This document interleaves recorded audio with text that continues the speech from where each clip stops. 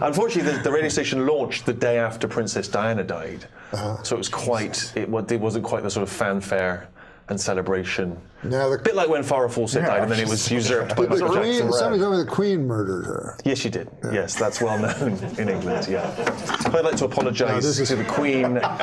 According to an obscure 14th century law, British Army Captain James Hewitt could be hanged for having an affair with Princess Diana.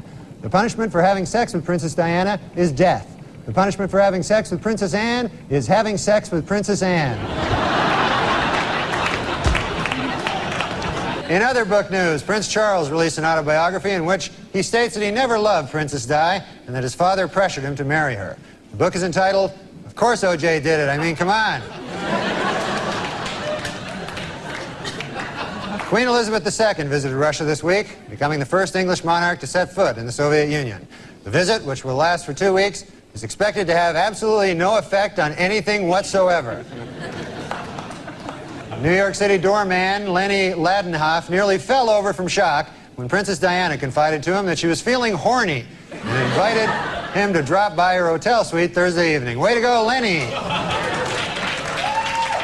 Last week, Queen Elizabeth won 10 pounds in her country's national lottery. However, she has no plans to quit her job as Queen of England. Yeah, I knew. You think I didn't know? A blind man felt Princess Diana's face last week and said she is the prettiest woman I've ever seen. He then picked up a toilet plunger and said, "Thank you for this royal scepter. I shall treasure it always." And now a correction to a story we ran last week. Prince Charles is actually the one in the middle. So we apologize for that. Well, New Yorkers were asked in a recent survey what they thought of the new slicked-back hairdo Princess Di displayed on a recent trip to the city. 38% of New Yorkers approved, 45% disapproved, and 17% said, "You stopped me for this? Now I'm going to shoot you." Former British cavalry officer James Hewitt, who was Lady Diana's secret lover, says he will never, ever disclose the contents of more than 100 love letters that she sent to him. This, according to Hewitt's new book, I Banged a Princess.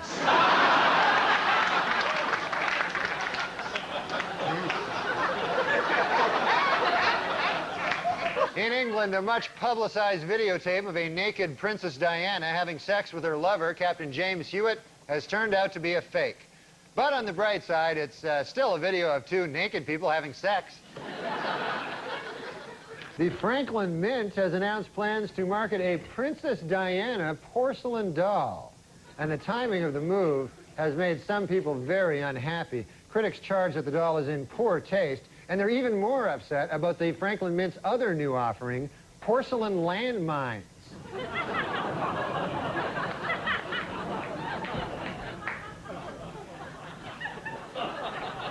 You can play with them together if you want.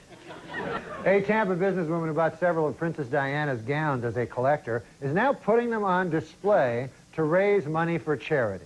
However, her method of display is being described by many as inappropriate.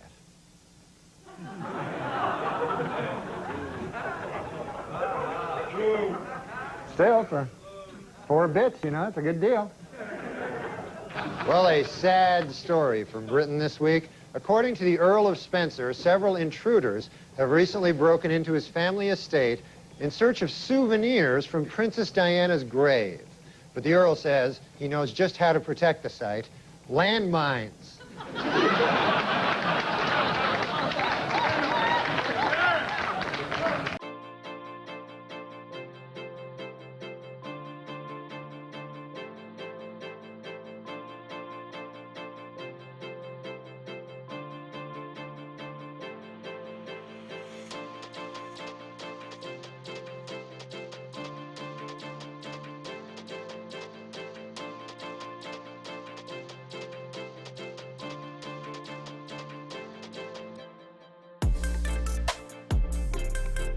I use my time you know what I do? I do a lot of charity work for things that people, I don't like arguing with people, you know, when they have another opinion than me. So what I do is I pick very popular opinions, and then I work for those people. Like, for instance, there was, you know the landmine big thing? Princess Diana, one of the greatest people who ever lived, she was against landmines.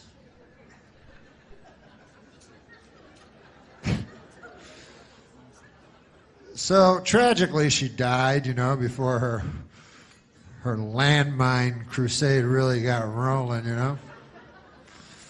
And of course, it was a terrible tragedy and everything like that.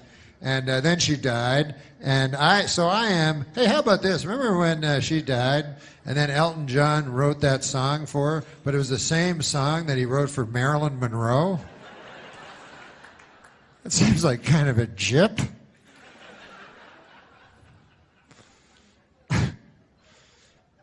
But the king's like, hey, man, you wrote a song for my daughter? I don't know if there's a king. You wrote a song for Princess Diana? Yes. Well, you all ready? She just died an hour ago. Yeah, I wrote it. I wrote it. And here it is. She lived her life like a candle in the wind. Wait a minute. It sounds like that song you wrote about Marilyn Monroe. Well, it's a little bit. Some of the same words. Well, why'd you do that? Because they're similar when you think about it. Come on. Marilyn Monroe, she was taking crazy drugs and promiscuous, running around. Man, you know, you never knew if she was going to live or die. She's just living her life crazy like a candle in the wind, you know. And Princess Di, she lived in a castle. But, you know, they're sort of the same. They were blonde. I got to go. But anyways, I forgot what I was going to say. Oh, that I am very against landmines. So I will go and I will make, you know, I'll go to protests, you know. And I'll have a big sign that says, no more landmines. Because if you don't know about landmines, hey, you're educating me about stuff tonight. I'll educate you a little about landmines, you know, because there's many different causes, you know. And landmines are terrible. What they are is they put them underneath the earth, and then you step on them, and they blow you up. So I go there, and I protest against them. And what's fun about it is there's very few counter-protesters. You know, there's a couple of guys out there, but clearly these guys are in the pocket of the, you know, big landmine companies in this country. You know? I don't mean to get all Bill Maher on you or anything, but if you think that the landmine companies in this country care about you, the little person, they don't care about you. They care about blowing you up when you're not expecting it. That's how they make their money. No.